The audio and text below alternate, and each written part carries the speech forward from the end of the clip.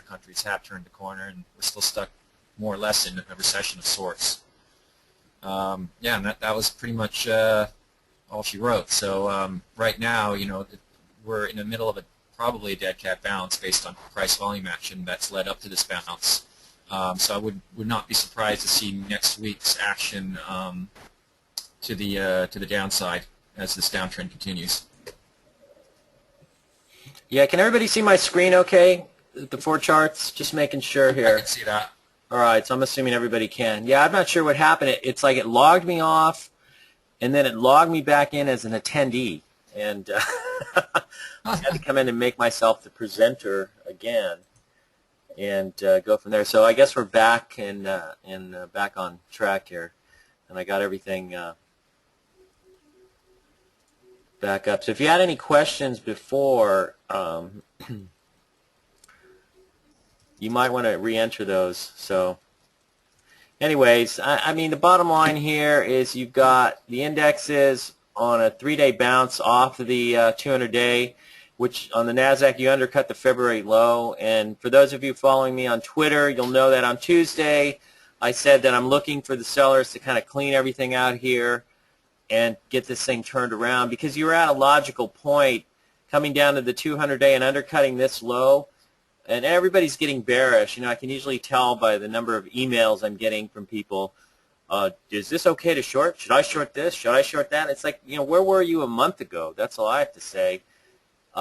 Because it's run its course on the downside. That's what it looks like to me. And one of the things I've learned over the years, short selling, is that you have to be able to gauge what the market's going to give you, and when you've kind of reached a point of no return, where you're going, you're not going to, rather a point of no returns on the short side, where you're going to start to rally. And the thing that if you from short selling, and if you study examples of short selling models, which there's going to be plenty of those in the new book that we're actually signing the contract for this week. Actually, Dr. Katie, you did mail me those signature sheets, yeah, right? That's on the way. All right, so I'll get that in hard copy, and then it's off to Wiley. But in any case, if you study those, you can see that when stocks break, the rallies back to the upside are extremely sharp, and you can get your head ripped off, you can sprain your neck.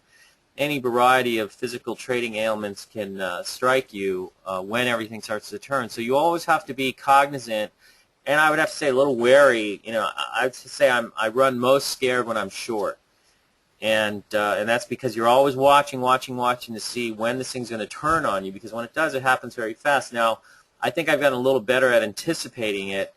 And on Tuesday, I kind of hit the nail right on the head, and even set a golf tee time for yesterday morning on Wednesday to stay on the golf course and not do too much. Although I have to admit, towards the end of the day, I came in and bought some of my favorite names that I've been talking about. Give you some examples here. And, my feeling is I'm not waiting around for a follow-through day. I'm not waiting around for the whole world to finally figure out that we're back on the uptrend, because this could just be a short rally. It's very logical, 1, 2, 3 days up. Now, the interesting thing here is the S&P has moved back above the 50-day, and the S&P is not really that far off its high. How far is it off, Dr. K? Maybe like 3%, 2% here? Just trying to eyeball that. It's between 1 to 2% off its peak.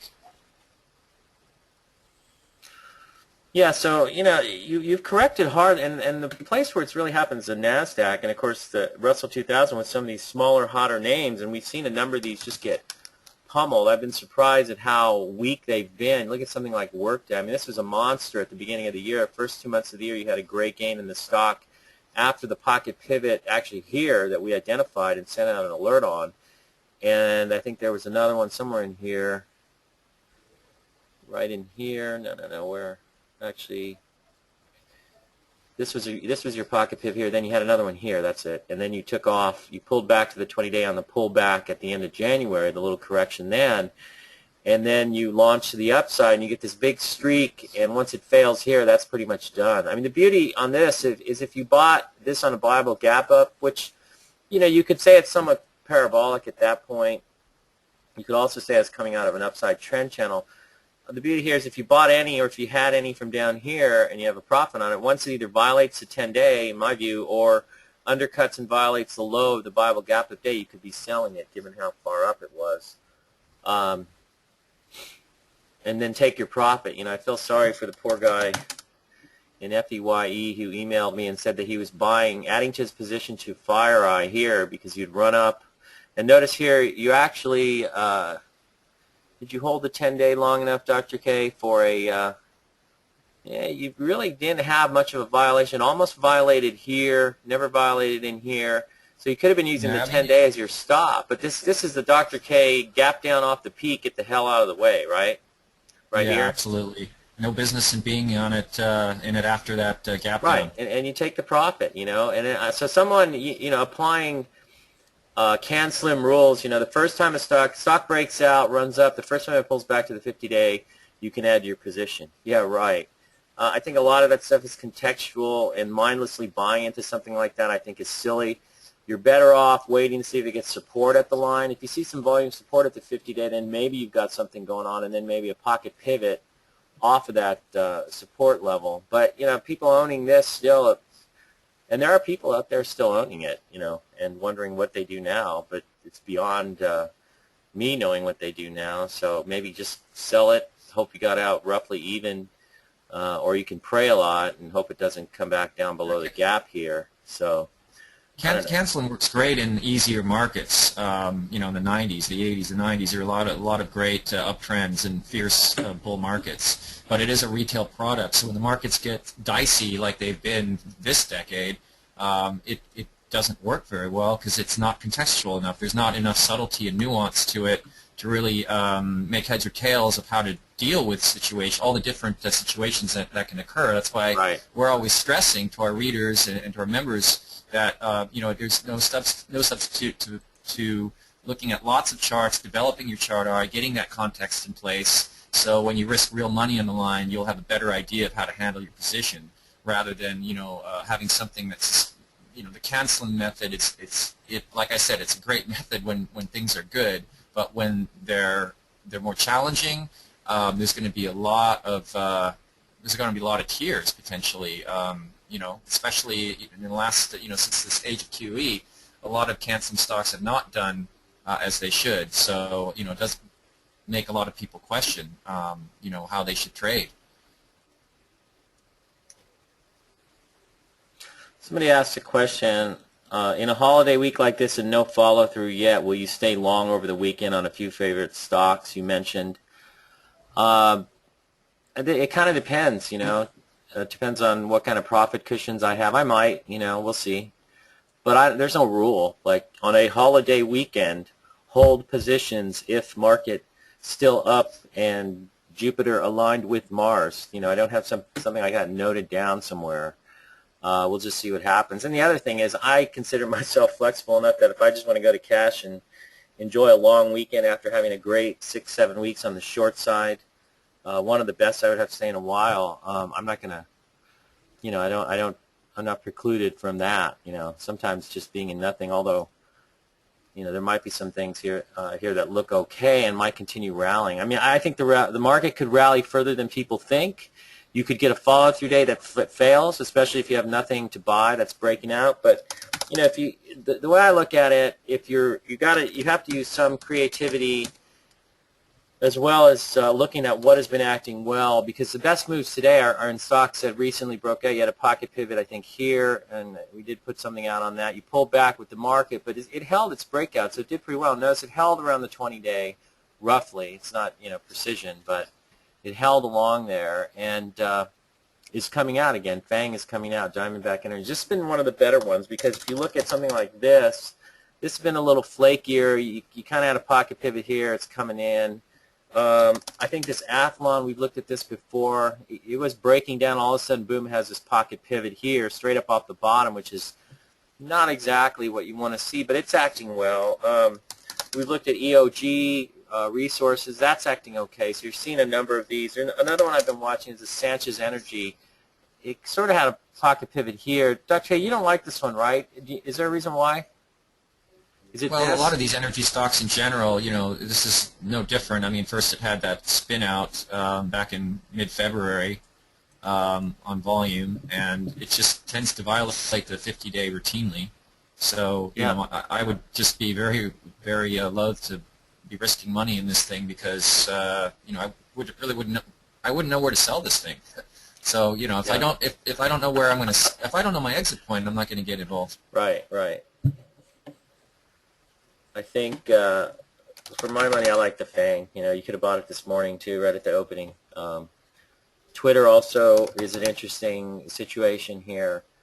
Let's see. I want to see if my updated here. It's a nice little bottom fishing pocket pivot there. Yeah, I actually came into that on Tuesday. Not huge, but the idea here is let see if it gets some sort of a shakeout. And I think I would use 3 points on this. So your low here is 43.31. So you're going to 46.31. And interestingly, the stock got up to 46.55 and kind of gave out, and also the 20-day.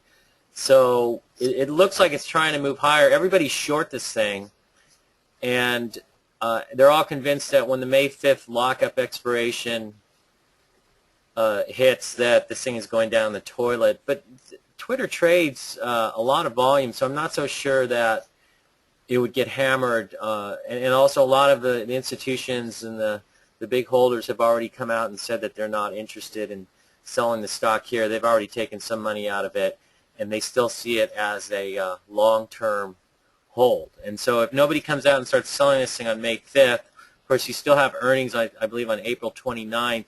It could start jacking to the upside. The one thing I've noted is if you look at a lot of these patterns, okay, so let's just go through all this data. Is another one, Workday. You got FireEye. Maybe this speaks to somebody, if you still own it, what you do with it. With these really deep drops, okay, and you look at some of these 1, 2, 3, 4, 5, 6, 7 weeks of dropping straight down. On FireEye, you get 1, 2, 3, 4, 5, 6, 7, 8, 9 weeks down here. And now let's think about a pod formation, a pod shorting formation. It's basically a hot stock that breaks down very sharply and then jacks back to the upside. So I'm starting to wonder, as we get into, say, 7, 8, 9, 10 weeks, you know, usually your pods are at least 18 weeks long from top to bottom and then back up again. Normally they'll be about 21 to 30. But once you get past, say, 10, 11, 12 weeks or more on the left side here, and you're down, now you're getting into a position where a logical move higher could occur, and that would be based on a pod type of setup. So you can use these in reverse if you use it as a short selling setup once it's reached the high again. Assuming that's what happens, you might also conjecture in, say, a big stock like Twitter that after coming down, yeah, if you look at this, really, you've been down from here 1, 2, 3, 4, 5, 6, 7, 8, 9, 10, 11 weeks. And so it might be starting to try and turn. And you don't know. I'm willing to take a shot here. I would use a 10-day at 42.71 as an ultimate downside stop. You know, I don't know if it works, but I tend to think it's worth a whack here using that stop because you have one selling wave here. I'm going to count this as one because 2 days is not a wave, but a couple of weeks is. So one here, and then you get another one here, 2, and then it rolls over here to a third one. And the other thing I'm noticing here, let's see how long this takes to come up. Come on, HGSI. Okay, here we go. If we look at Twitter here, I'm getting these oversold bars. I'm going to make this a little bigger. I'm getting these oversold bars in here, and I notice, you know, once you get 2 or 3, you're probably close to some sort of a reaction low where you're going to try and rally up off of here. Now, you do have some overhead, but, you know, it sets up the shakeout plus 3 at 46.31. I think the stock, you know, we only have it updated from yesterday, but notice how you're starting to go code blue here. So it looks like it's turning, and there's some potential. So, you know, I'm willing to take a shot. I don't have a huge position here. I think I'm running like 35% right now. But I think that looks interesting. You know, another one that's interesting, too, is this Plug Power, which this is as of yesterday. I don't have today's action on it. This is today's. And you can see the stock hanging along the 20-day and the 10-day. Now, I don't know if this turns out to become another Organova, which pretty much puked it up and failed on us after it looked like it was holding up in here. But it probably didn't have enough time. It's still volatile. And the whole biotech sector came down. So, you know, maybe the new hot area is going to be these fuel cells. The story is a little bit deeper than some of these short sellers who've written articles in Seeking Alpha and other places want to make it. And I think there's even a new article on Seeking Alpha that lays out an interesting case based on the fact that the short sellers are looking backwards instead of forwards, and Plug Power basically makes their primary product are these forklifts that use fuel cell batteries, which are not batteries that are recharged, but rather batteries that derive their electrical charge from a chemical reaction. You know about that, right, Dr. K, being a PhD in nuclear chemistry? It's good technology. It's very viable technology, and it's very possible that it's just getting started. I believe that they are they have the first mover advantage in this space, so it's going to be quite powerful. Once the technical, You're breaking up a little definitely my eye on this one because I see it. It's very clean in the technical. So when it breaks out again, we'll see it. It'll be very clear. Kind of like an Organovo. The times that it broke out is a very clean play. Yeah, and I own about a 15% position right along here. That's a small position. I mean, if this thing drops $1 from here, it's going to hit me 1 or 2%. Big deal. But I think there's potentially a lot of upside, and it looks interesting. Today's action, you tried to move higher. I know there are a lot of shorts in this. The thing has peak short interest, just like Twitter, and so it's an interesting story, and I would just keep an eye on it. But I'll own it as long as it doesn't bust the 20-day moving average. So I thought it held yesterday. I even held this one while I was out on the golf course, which is really rare for me. So, but you got to love your iPhone and e-signal on your iPhone. It works pretty well. I portable laptop. Yeah, I bought some Twitter yesterday too as I was leaving the golf course. It was around 44 and change, and it's up close to $1 from there now, but that's nothing really yet. We'll see what happens. But right now you're sitting here like this, holding tight. Maybe you do that. I might hold a small position, maybe 10 or 15% going into earnings. I mean, could it go down to 30? I don't know. I think everybody is positioned negatively in this one. So I kind of look at this. We've seen bottom fishing plays like this, roundabout type formations where leaders have corrected and are rounding up the lows of bases. We've seen those sorts of situations work in a QE market. So we'll see if it does this time. But I think it's all going to depend on what the market does. And you've got a 3-day rally here that is occurring on lighter and lighter volume. So, I mean, everybody sees that, and I think you could get a reaction that takes you higher up towards the 50-day from here. And I mean, they've beaten everything down. Even Facebook, the biggest of the big stocks, has violated the 50-day, and it's right on top of this base now it's trying to hold, and we'll see what happens when they come out with earnings. Tesla's another one that's been beaten down, but on a relative basis, these look a little bit better. So you have to keep them on your watch list for bottom fishing pocket pivots, and a lot of times when those happen off the lows, they happen intraday when you're not expecting them, like Twitter did, and you kind of have to be watching these as they're coming in. That's what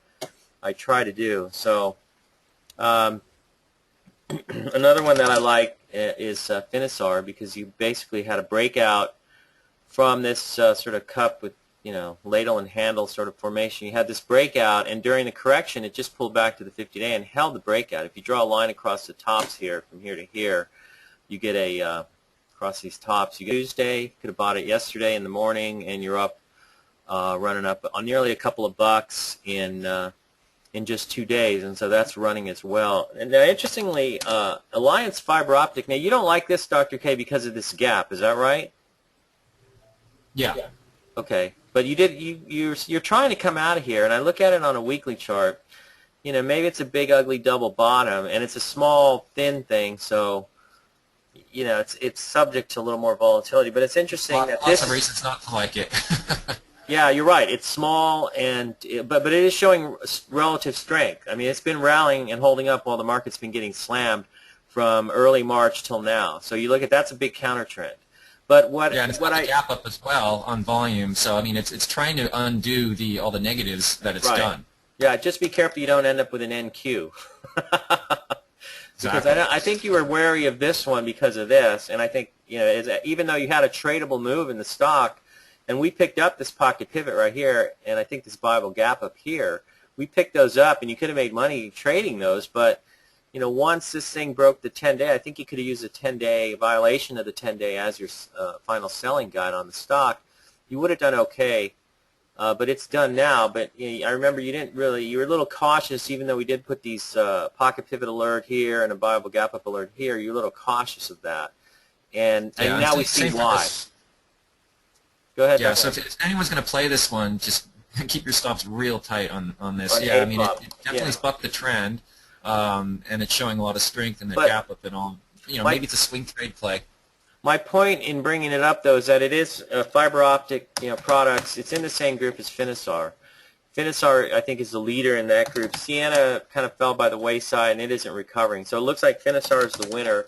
I've also noticed, Juniper has been trying to hang in there. It's kind of building a base after what's a pretty sharp move, but we'll see how this does after earnings. But Finisar is the leader. I think even Avago is another one that's in a similar business, and it violated the 50-day, but it's trying to turn. So I think I like Finisar better.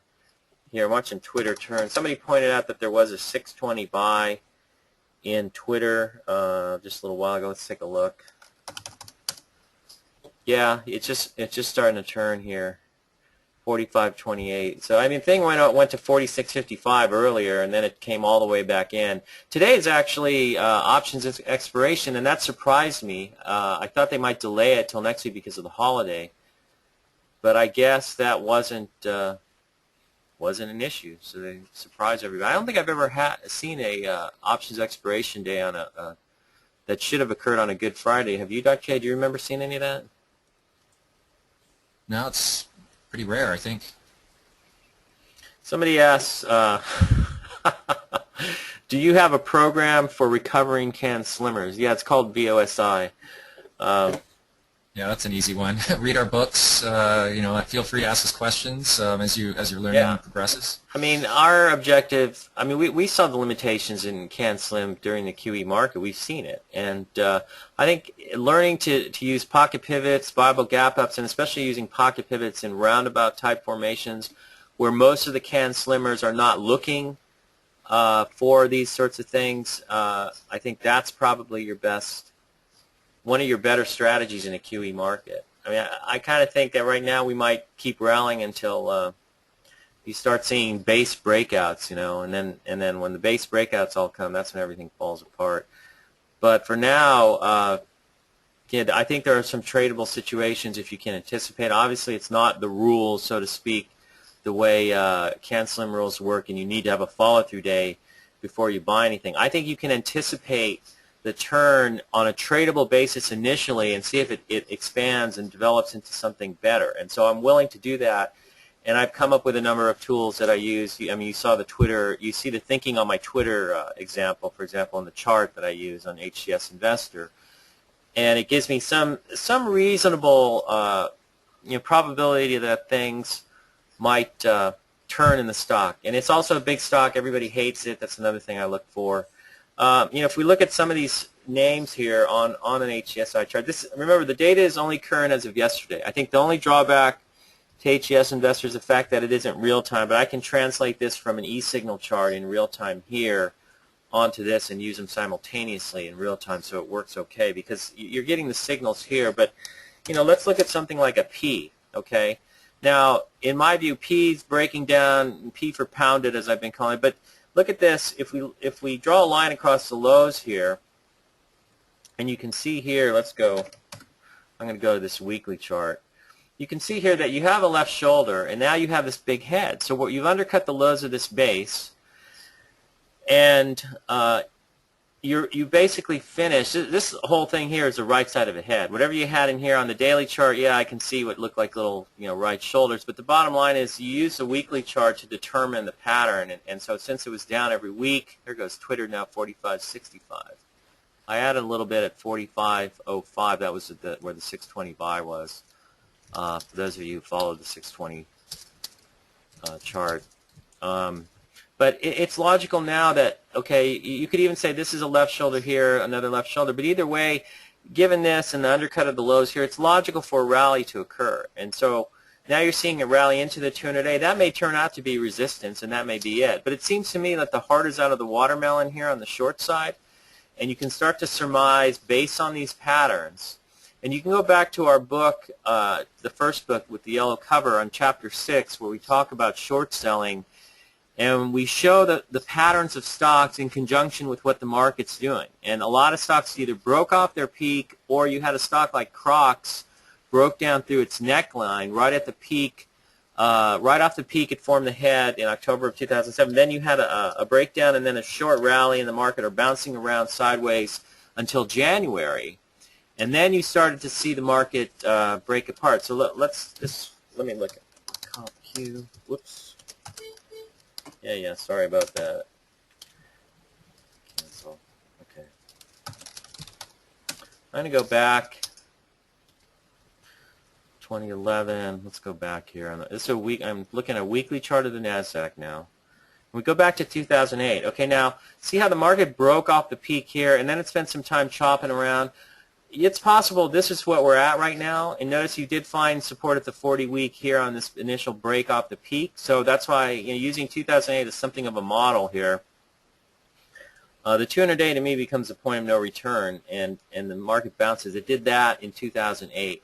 I think we're in a sort of a bubble market that's going to end badly at some point, and so I think 2008, tracking the market relative to what happened in 2008 might be relevant in this case, because the underlying conditions are somewhat similar in that we've had all this QE and you've had this bubble market form. So in 2008, you had the bubble market in real estate, which fed into stocks, fed into commodities, and that finally popped. Okay, and now with QE, you've created a whole new bubble market. But if you look at how this plays out, we've broken down, we bounced off the 200-day here right after the top in October, okay, and then you rally sideways or bounce around sideways for about 6-7 weeks, and then you break apart. If you look at a stock like Crocs, it actually formed its head here, and it mimicked the market. But the other thing you'll see is stocks that have already formed the head, say back here, and then the shoulder, now they break down through their necklines, and then they come rallying back up into their necklines as the market chops sideways, and then they'll break again. So because they're forming right shoulders, similar to Crocs in some cases, or they've already broken out to the downside, and now they're going to spend some time rallying back up into their moving averages. So if you look at, say, an Amazon, for example, this is a big stock, and you can see left shoulder, big head, right shoulder breaks down, and now maybe it goes sideways or rallies back up into, because it's into its moving averages, because it's broken through the neckline already. If you look at a situation like P, for example, well, it's formed the head only, so maybe it goes sideways with the market over the next several weeks, and then rolls over and finishes out the right shoulder and breaks down through the neckline. So by looking at the patterns of the individual short sale target stocks, you can get a sense of where you are possibly with the overall macro picture in terms of where the indexes are and where the stocks are. You get it? And so you keep an eye on those, and it's something I've studied extensively, and watching the two in conjunction with each other helps you kind of figure it out. It gives you the contextual sort of foundation that you need to understand where you are at any given point in time. So I can tell you're all spellbound because I'm not getting any questions. I would think there would be some questions on this. But in any case, so that's why I thought you could get a rally on Tuesday and that you were at the point, because of the position of the market, the Nasdaq at the 200-day moving average, the position of a number of leading stocks that had just been pummeled and seemed to be forming heads. And so the next logical activity would be to move sideways and rally around to form a right shoulder. So, it all fits together, and I've learned that that's how the short side plays out, and we'll get into more detail on that in the new book.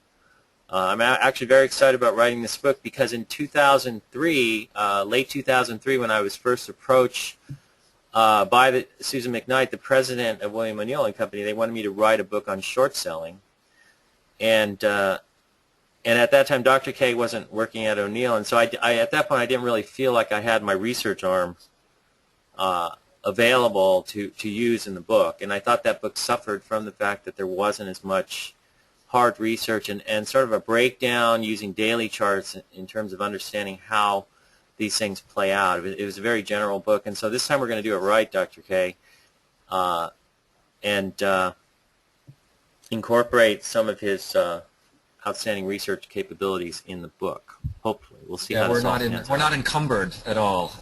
So right. It should, it's just like all the other stuff we write. It's it just kind of writes itself almost. Almost like I used the word channeled. Right. Yeah, it's quite effortless, and I think that's kind of like composing music. It should be effortless. The time is right when it's effortless. Right. So yeah, I'm And looking forward to this one as well. and the big thing for me is now I'm getting to write that selling book I wrote that came out in 2004, How to Make Money Selling Stocks Short. Now I get to write it the way I really wanted to back then, which was having Dr. K as my research arm on the project and providing his support, which, you know, we worked very well as a team that way, especially in front of the institutional clients when we, you know, got in front of them. So I think that is going to help this new book, and we'll see what happens. The title, the working title, is Turn to the Dark Side with the O'Neill Disciples, Short Selling and Contra O'Neill Techniques, which includes, you know, these ideas that we have about how you buy stocks down in the bases, even off the lows, relative to you know, the standard sort of mindless buy the breakout stuff that IBD peddles. So, which I don't think is that effective. There may be another time when it is effective, but all I know is right now we seem to have a pretty good array of tools to handle the market right now. Anyways, we hope the book will be out by the end of next year. Let's see, what do I want to look at here? Any questions besides when the book will be out? Any thoughts on CMG reversal? Well, I don't know what there is to think. You know, stocks looking like it might be topping, so that looks troublesome to me. So I don't think I'd be buying it. It's not clear. You could try and short it, but it's well below, you know, 564. That's equivalent to a $56.46 stock at the 50-day moving average. Now you're 53.80.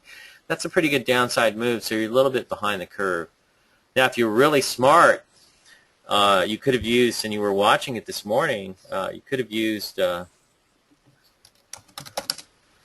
620 chart to short it, you know, right around a little after 8 o'clock my time, 11 o'clock East Coast time. So CMG definitely gave a nice signal here, and that was a very rewarding signal if you're following it. But, you know, I can't say that I'm really leaning towards the short side. I'm looking around for things, but, you know, based on my experience, like I'll give you another example of a stock I traded, and I'm out of it. I picked up a few points on a pretty big position, about 100% position, and just picked it up as it turned here. Got a nice move, and now it's up here at the resistance here, so I think it's sellable right here. I don't know how much further it goes. It could go further, but this was kind of played out as well. And so understanding how things play out on the short side, sometimes I can come in and buy things off the bottoms using my shorting rules in reverse. So what you have here, remember, we've talked about this one a lot, and the essential downside price target was right here, this 160 something, 160.30 or something like that, low that it undercut. Okay, so it hit your first target. Now you're going into earnings, so you take your profits. You even got a little chance to short it again at the 10-day, but I watched this. I was short this thing, and then on Tuesday, I noticed the volume wasn't really heavy. I don't know why they're missing a bar here, but it's basically a smaller blue bar about right here. But the volume is drying up on the selling, and intraday I could see the same thing happening, so I started to get a feel for this thing that it's pretty well done. And I think that's when I tweeted that I think the sellers are going to wrap things up here, and then we're going to grind higher into the end of the week, which would make sense given the 3-day holiday weekend, and that's what we've gotten so far. And a lot of that's just based on, you know, tracking these short sale plays, understanding where you are in the overall picture in terms of where the indexes are. And even, I got to tell you, one of the greatest indicators of when we're close to a bottom is I just track the number of emails I get from people who want to know if they can short this, that, or the other thing. And it almost reaches, I should develop an indicator based on that. But, you know, people don't want to short at the peak, and they only want to short, and again, this is because they're allowing the emotion of greed to come into play. Is that you see things break apart, and you're like, oh my God, you know, why did I short this thing when I had the chance, and now I'm going to short it here because it looks like a head and shoulders, you know, but it's really not.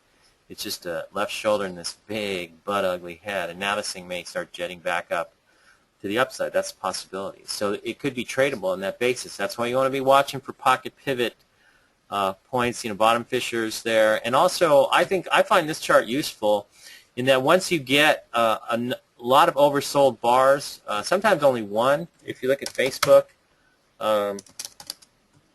it only had one, and it looks like it's trying to rally back. I mean, to me, it looks like it's just trying to round out a base. And we'll see how that pans out. But, maybe it does, maybe it doesn't. But I think you can use a pocket pivot through coming up off the 10-day now, which is below the 50 but above the 200. So that's not as weak. That's not so weak, right, Dr. K? You're okay with that, would you be?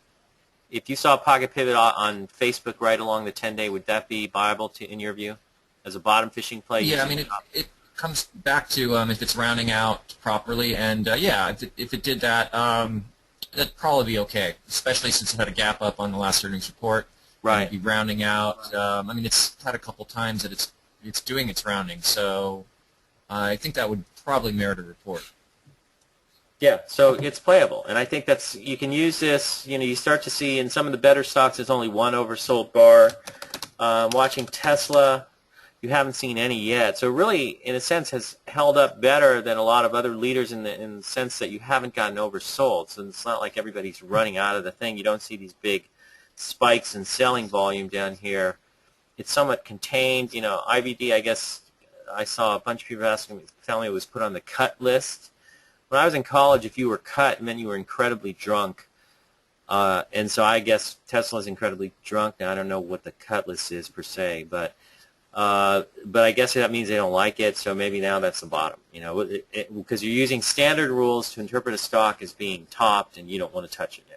And this may be exactly where it becomes viable based on the ugly duckling theory. So let's see here.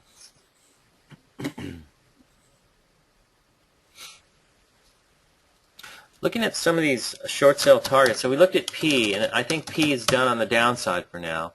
CRE has been holding along these lows in this big head and shoulders formation, and it hasn't wanted to give it up. So the fact that it doesn't want to break support, to me, is constructive. Now, maybe it does it after earnings, but I'm not going to touch this thing going into earnings. I think they're next week. And so on that basis, I'm just going to let this play out. Maybe it gaps down through the neckline after earnings. If so, then that would be the shortable gap down move going through the neckline. And we've seen that in the past, say with, if we go back to this Head and Shoulders in Netflix, we saw this gap down, and we actually sent out an alert on this as it was starting to come down through the neckline of the pattern. If we go back to the daily chart, see there's the is that it? Is that it, Dr. K? No. There it is. Yeah. You can see that there's a neckline on the Head and Shoulders, and then you have a gap down on earnings, I think it was, and the thing blew apart. And so you could have shorted it once you knew there was a high. You use the viable gap up rule in reverse to get a shortable gap down. I've noticed that a lot of times when you see a stock gap down through the neckline, and this is one of the flaws with the first shorting book that I did with O'Neill, is that it shows these weekly charts, and the weekly chart it's like breakthrough neckline here, and you put that on the chart with an arrow and show how brilliant your analysis is there. But the fact is, even though this looks like it was a nice steady progression to the downside, there's a gap in there, and the weekly chart doesn't show it. And so if you have a book with examples that show nothing but the weekly chart, then you're not showing an accurate view of what actually goes on. And that's one of my big issues with that book. But Bill didn't want to put daily charts in because he thought it would complicate it. And my view is that, short selling is complicated. It's a hell of a lot more complicated than going long, which any dummy can do in a good bull market. But short selling is a lot trickier, primarily because of the fact that you can get very sharp rallies, much sharper rallies to the upside during a downtrend in a stock than you get in terms of pullbacks during an uptrend.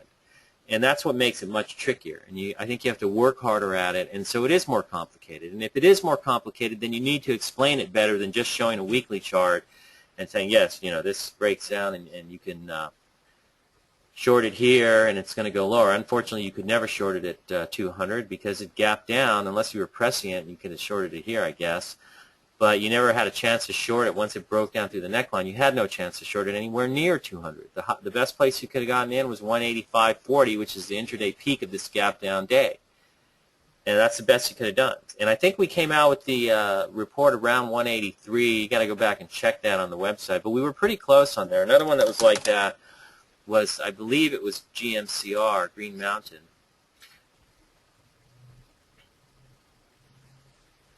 And I'm trying to remember how that one played out. No, that was a little bit more coherent. So here's where you had the neckline along here, and then you broke out nice and cleanly to the downside. And we did pick that one up, I think, right around, right in here.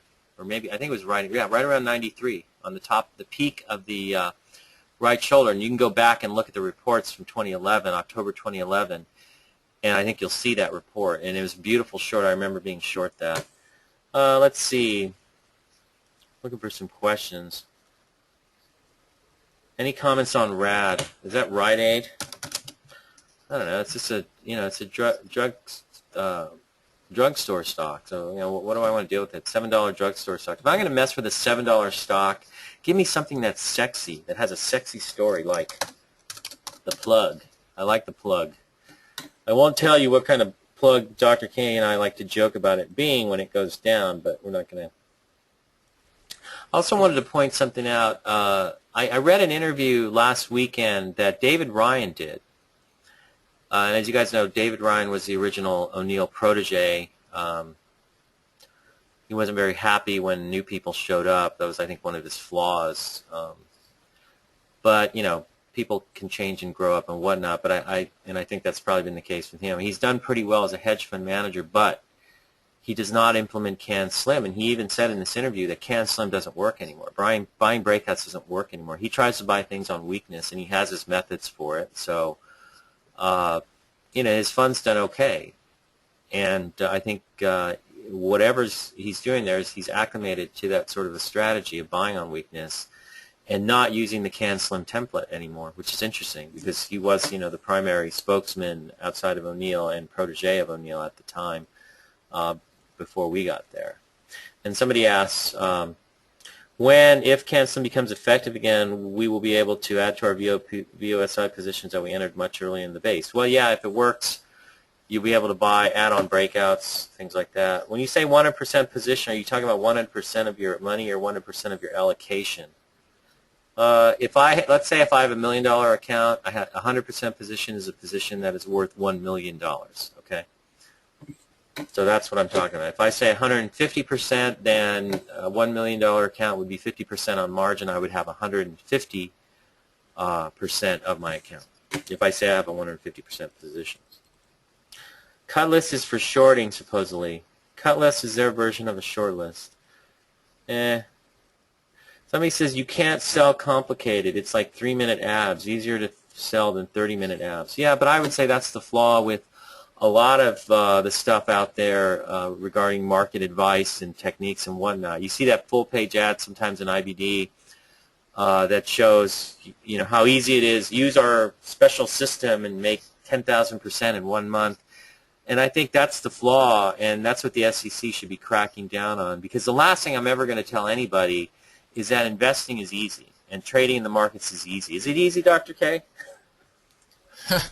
It should be fun, and you should have passion for it, but it's never going to be easy. Every time you think it's going to be easy, every time you think you've figured it out, the market's going to do something to show you otherwise. And that's, I think, part of the evolutionary process every trader goes through is realizing that every time they think they know it all, that's the warning sign, and they better never hold that attitude and rather consider themselves a perma student to the markets.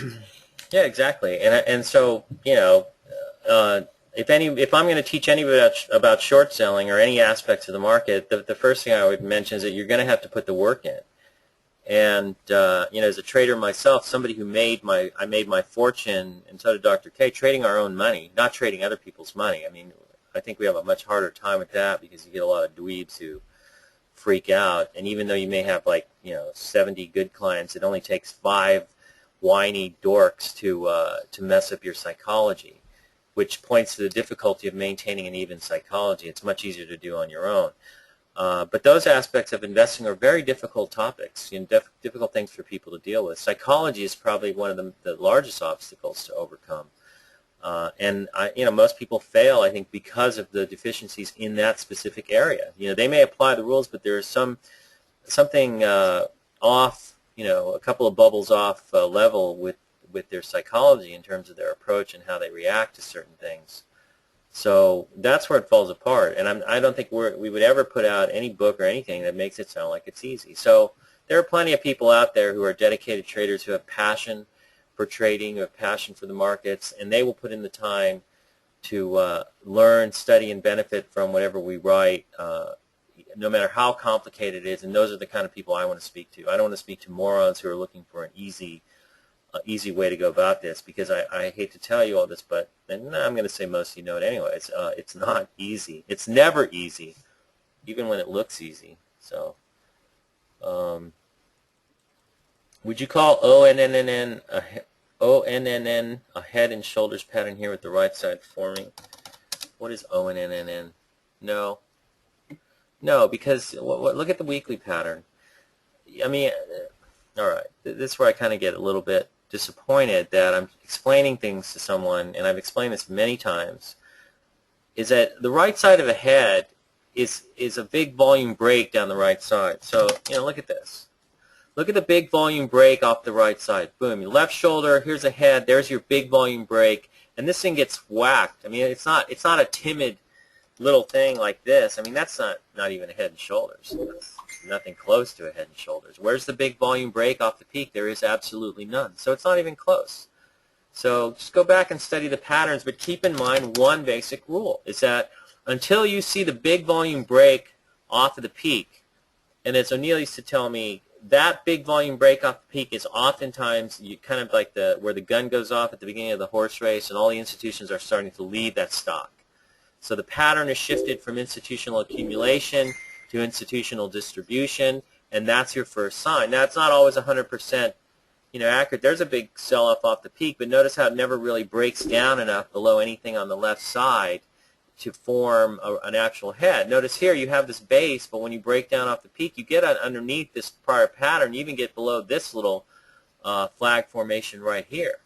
So, it's there's quite a difference, and if you look at these patterns, you'll quickly realize that something like that isn't even close to a head and shoulders. So, and again, it's proof that a little knowledge is a dangerous thing, because once you've been introduced to a head and shoulders pattern, just like with the old ascending base and the short stroke, of which there are very few real examples, and most of them are just viable gap-ups anyways, people see them everywhere. They're seeing mirages of head and shoulders everywhere. So take the time to understand it well, and take the time to understand what the patterns really look like and the characteristics that they will show. But the basic essential concept behind the reasoning of why you need to see this break off the peak is the fact that you need to see the essential exiting of institutions as they begin a process of distribution versus the prior accumulation in the stock. And that's really what that's showing you. Okay? As Mr. Mackey would say, okay. Head and shoulders patterns are bad, okay. Let's see, SLB, $100 failure. Slob, as we used to call it. Well, you know what? No, you don't. Here's why. I don't know. Slob has been above 100 before in its history, okay? So this isn't the first time it's hitting 100, so I wouldn't call it a failure. And now you're going to short it. And it's not even like it's all that hot. It's a big, it's a big oil stock, so it's kind of blah. So no, all that's to say. BHI, Baker Hughes. I mean, you're seeing big names all over the place in the oil sector acting well. That's a gap up. I don't know, is that a viable gap up, Dr. K, or is it just a gap up? Well, I mean, these oil stocks, it reported earnings, it's having a gap up, the volume's there, but these oil stocks tend to be a bit more sloppy in the way they trade. I mean, you can see what it did last time. It had a gap up. Actually, last two earnings reports, it had gap ups. And the second one worked, but the first one didn't. A lot of these don't work, and so I'm a little bit loath to say, yeah, let's just run right out and buy this thing. Yeah. It's also it's a super cap as well, or it's it's a super cap, so it's going to trade a little bit more sloppy. Plus, throwing that it's an oil stock, so I'd be wary about this. Yeah, and remember, it's an oil stock. Viable gap ups, as far as I can see, a viable gap up works best when a stock is first coming out of a first stage base. I think that's when they work the best. And so you saw FireEye do that when this happened. I think Tesla back in here, here was a viable gap up, and that actually worked, and that was really the first one coming out of this long base if you look at it now in hindsight. And so I think the best viable gap ups are in stocks that are relatively new situations, like Tesla, like FireEye at the time. You know, it's new merchandise, and I think those generally have the greatest impetus. So, you know, look at Zulily, for example. There was one coming out of the first base here, and that worked very well. Of course, you had to know when to hold them and when to fold them, so to speak. And stock has I like this coming from Jeff. I thought I'd get 18,000% just by reading the book. Yeah, I have to tell you, when I didn't want that included in the title of that book, but Wiley says that does sell books, and they insisted that be there. I think a lot of that stuff is not 100% honest, because, you know, we made those huge returns back in the 90s. The 90s were an unusual time, and they come along every once in a while in the stock market, but they were an unusual time. And we point that out in the last book, the red-covered book, that serves kind of as a follow-up to the first one. We point that out, that we grew up during the parabolic market of the 90s. And anytime there's a market correction and stuff came out again on a fallout today, you could be loading the boat and you make a ton of money every time. In the 2000s, the market has become much choppier, and we talk about that, and it's made things more difficult. So, and we've had to adjust to that. So, you know, so again, I think how much money you're going to make in any market environment is to a large extent a function of the market environment itself, what kind of trend is developing. So it's been much harder in the choppy 2000s than it was in the parabolic 90s. UNG, that's just gas, natural gas. So I don't, you know, there's a pocket pivot in, I guess, natural gas. So if you like natural gas and you want to use it's a single commodity ETF, so this might work. You could give it a whack. Somebody says, I can relate to what Gil is saying. As a money manager, I just had a client express disappointment over a 5% return in the first quarter. And at the same time, this client insists on holding a variable annuity with 3.75% in expenses and losing money since 2006. It's discouraging, to say the least. Yeah, because people are morons, you know. And the bigger the whiner, the bigger the moron, as far as I'm concerned. And it's why I just had to shut down all money management operations, because it just costs me money. I make a lot more money running my own money, because that's how I made my fortune to begin with. And it's unfortunate, you know. I think if you had a situation, because we ran Bill's money, right, Chris? And that was easy. That was like running your own money, because Bill never hassled you. He didn't say a peep.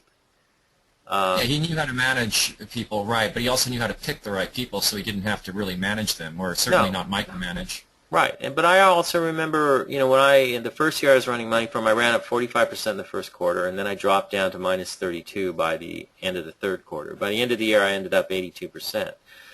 But I remember at the end of the third quarter, and he comes into my office, and I'm thinking, you know, he's going to pull me as a money manager. He was sat down, and we went through all my mistakes, and so he helped me get back on track. Now, there isn't a client in the world that if they see that they're down 5%, that they're going to sit down with you and go through your mistakes and help you get back on track. They're not Bill O'Neill, and they prefer to whine than do anything else. So, you know, running Bill's money was like running our own money because of that. But, you know, you can have 80 great clients. It only takes a small handful to screw you up. But that's a great example. But see, that's why if you can just trade your own money and make a living off of doing that, and I enjoy writing about the markets, why not just stick to that?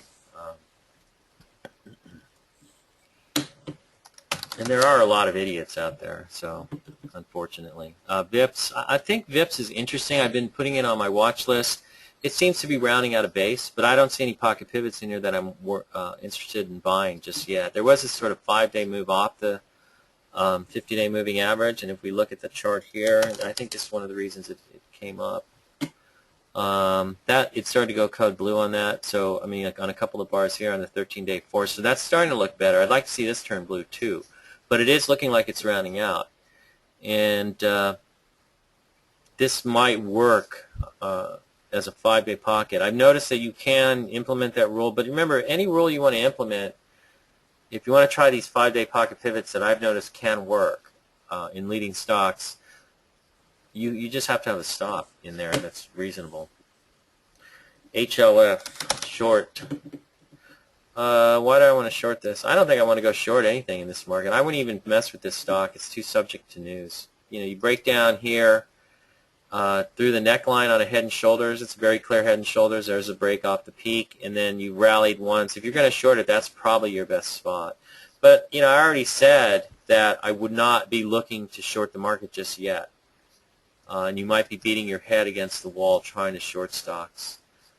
I'm watching LinkedIn. It's sitting right at 176. Been holding resistance there. Maybe it's going to the 50-day. Interesting. Any thoughts on the move lower in TY and US today? What's TY? Tri-Continental Corp. It's moving up. I'm not sure what you mean. Cena, is this a pocket pivot? Well, I don't know. That to me, this one, okay, this is the overall pattern. All right, it's not head and shoulders forms here. You break down through the neckline, rally up to it once. Now you're down here. I wouldn't be buying Cena. It's an old stock. It's not really a newer situation, which is what I would like to be trying to play with here. To me, this seems like, yeah, that's pocket pivot type movement, but I'm not sure this is one that I would be picking, because it's just so brutal for so long and just kind of really not that constructive. Whereas Twitter, you know, newer situation, it's got only 3 ways of selling. It's back to this base here, so that's possibility it can turn back to the upside. But it meets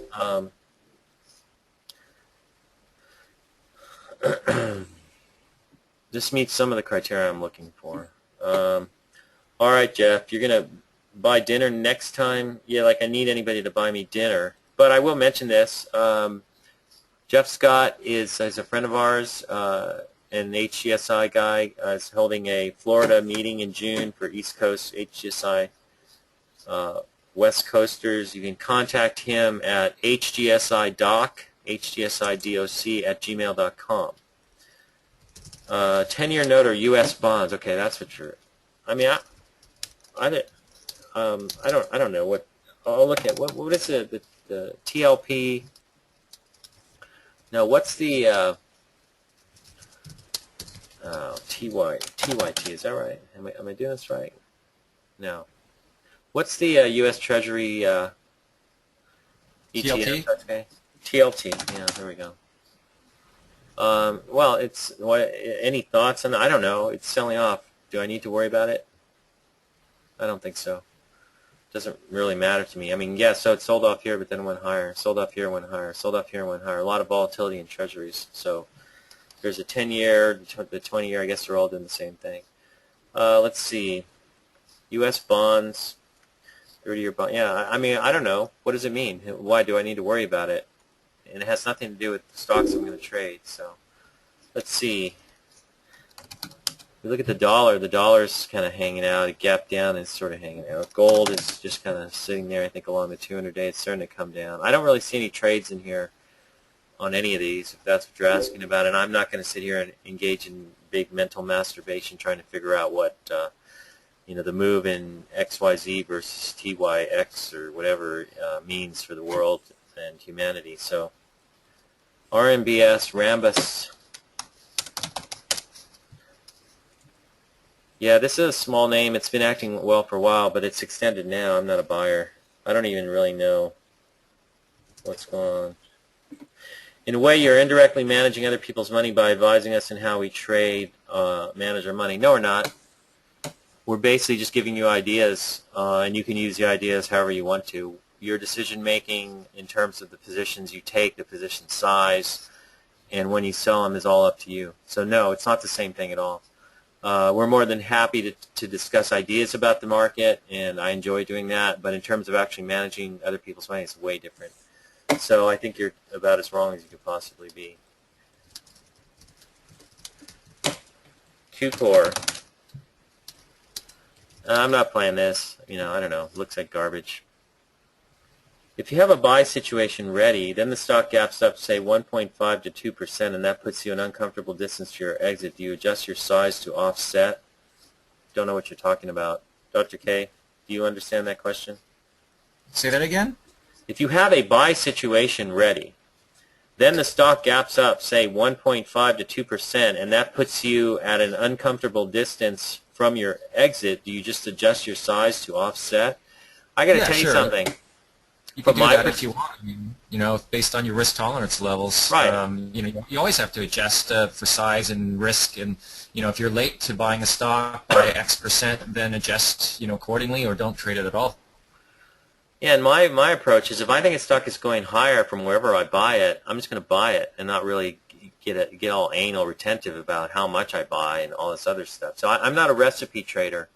I don't use recipes. You know, if stock goes up 2.5%, reduce, you know, flour by 2 tablespoons, and you know, mix in 4 eggs instead of 3. And I don't get into that stuff. To me, that's just like dork investing. I'm sorry, but to me, if I think a stock is going higher, so if I think Twitter is going higher, and you know, I liked it in here at 44 yesterday. Now it's at 45.39, 2% higher. Would I come into the stock here? Sure. If I thought it was going higher from here, and it looks like it wants to. But that's not going to really change my size either. So I might tighten my stop, but you know, the way I look at it, if you're buying it anywhere up in here within 2 or 3% of where you want to buy it, you're fine. So that's my view.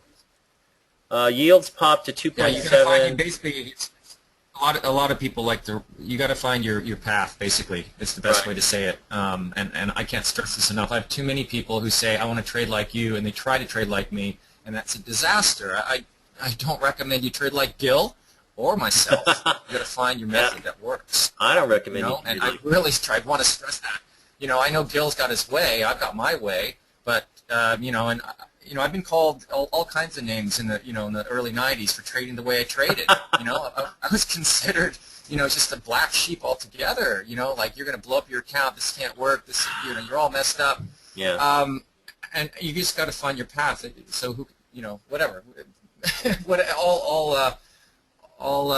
You know, viewpoints aside, you know, that's where it takes work. You know, burning the midnight oil and finding where your trading personality lies. Yeah. And then set up the rules accordingly.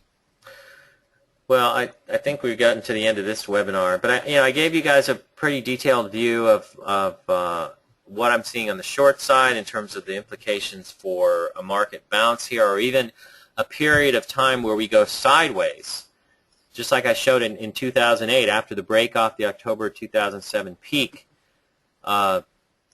We went sideways for 6-7 weeks before rolling over again at the beginning of January 2008. And so you could do something like that. Or you could start a new rally phase. You have no idea, no way to know. You have no idea, really. And so, you know, but you get a sense, hopefully, I'm giving you a sense of how I look at the short side in terms of working my short sale targets, working the downside price targets and the movement in conjunction with what's going on in the bigger picture in terms of where the indexes are and where they might bounce, you know. So I thought once the NASDAQ gets to the 200-day, once it undercuts those early February lows, you know, here, you undercut these lows, and I've got stocks like LinkedIn undercutting 160, which is a downside target. I've got P is for pounded, you know, breaking through the 200-day, undercutting these lows here.